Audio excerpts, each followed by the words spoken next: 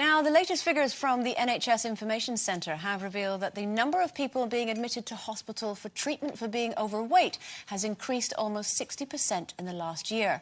Meanwhile, the number of weight loss operations, including stomach stapling and gastric bands, has almost doubled.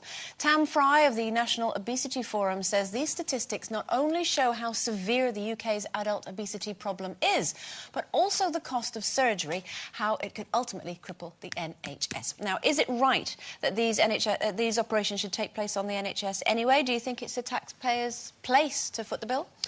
Well, I think the thing is, for me, if somebody has tried everything, you know, they've tried to stick to diets, blah, blah, blah, and they're now, you know, we're talking morbidly obese, so maybe 20, 30, sometimes 40 stone. I definitely think there should be some form, and maybe there is, I don't know, but definitely some form of counselling for these people, because by that stage, if you can get yourself to 40 stone, 30 or 40 stone, I think it's more a mental health issue than just about overeating.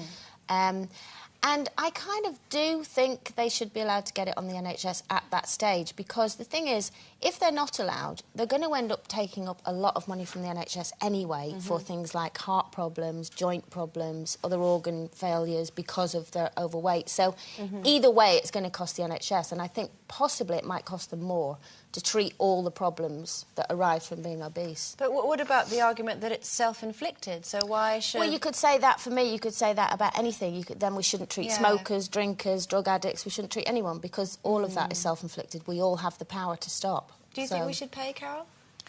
Well, tricky, isn't it? I don't think that overweight or obese people should be denied any form of treatment for illness. But I disagree that obesity is an illness. I don't think it is an illness. I think in some cases, I wouldn't say a lot, in some cases I think it is down to mental illness. But the way it's been medicalised is almost like saying to people, it's not your fault. And actually, it is your fault.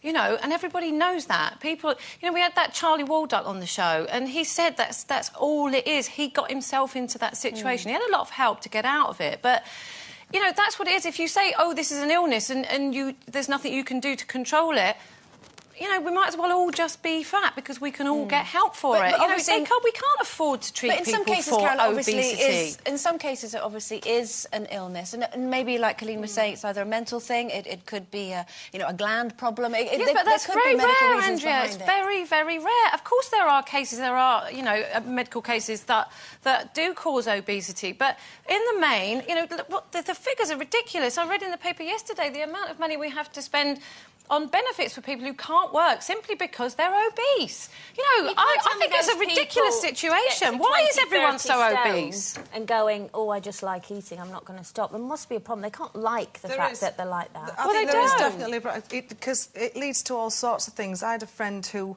was a size 18, actually, when she went to the doctor, and she said, I need some help, can you sort me? And all he did was actually quite look down his nose at her, actually, and throw her a diet sheet.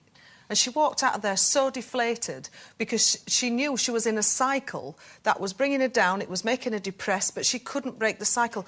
I mean, anybody knows who's carried weight, it is so difficult to shift it. And I know it's easy for all those people who've done and lost it, like yourself, Colleen. It is extremely difficult, once it's on there, to try and lose it. So I think we do need help before it gets to that. I say we should definitely give help before. People need help in education. You know, they need to be able to make the link between eating too much and using up that energy so that it doesn't make you fat. You know, it just isn't difficult. It isn't simple. And I know everyone's sitting there going, oh, it's all right for you because you're thin. I'm not thin. I'm just not overweight. And why am I not overweight? Because I don't eat too much, because I know it'll make me fat, and I don't want to be fat, so I don't eat too much. You know, it's almost too simple for some people. Carol, you mentioned there, you know, making the link. Obviously, what about if you come from an environment where you're fed unhealthy food from such an early age, so you don't necessarily make that connection? Because it's been reported this week that teenage girls are eating a worse diet than ever.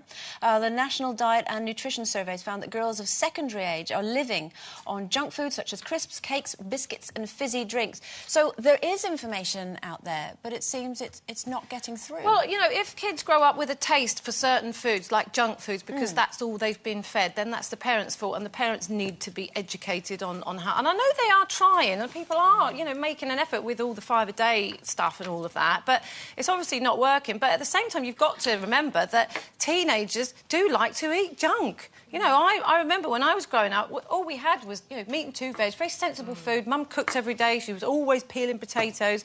Everything was fresh. And then as soon as I started earning money, what did I want to do? Eat cakes. And I did. I used to eat like 4 or 5 fresh cream cakes a day because I couldn't believe how delicious they were. And I did. I carried on eating them until I started getting fat and I didn't like it, so I stopped. I think the difference as well when we were kids, though, was that we didn't have... we didn't have all those fast food chains. I mean, our big treat every Friday was Mum and Dad would go out and treat us to fish and chips. You know, but we didn't have all the fast food chains, so we didn't have that kind of... You know, there temptation. wasn't. And also, at 6 o'clock every night, my mum called us all in for dinner, and we all sat down and we all at had dinner. And it was meat and we don't live like that anymore. No, most people have got both parents working, kids now doing everything there is to do after school. And like you say, it's easy and it's Also, quick, and that's the... Just to generalise, we're generalising again, there are a lot of people who are just built differently. I know a family, and they all eat the same, but one child is much bigger than the other two. Yeah, but nobody's born obese, Jane. I know, but it is a make-up. It's a make-up. Some people have got different metabolisms. My sister's got different metabolism to me. Yeah. She can eat what she wants, and she's never put on a pound. But lucky her. Well, lucky her, but unfair. Yeah, I know it's unfair. I know it's unfair, but if you haven't got her metabolism, then obviously you've got to tailor what you eat towards that. I'm not going to sit there and enjoy her watching big fat cream cakes while I have to sit there eating a carrot. And also as well, you touched on the fact that, you left home and had cream cakes because it was a treat. I think that's the thing. If something is a treat, it's all well and good. It's when it becomes part of your staple diet. That's when it's a problem. Yeah. OK, we have to leave it there.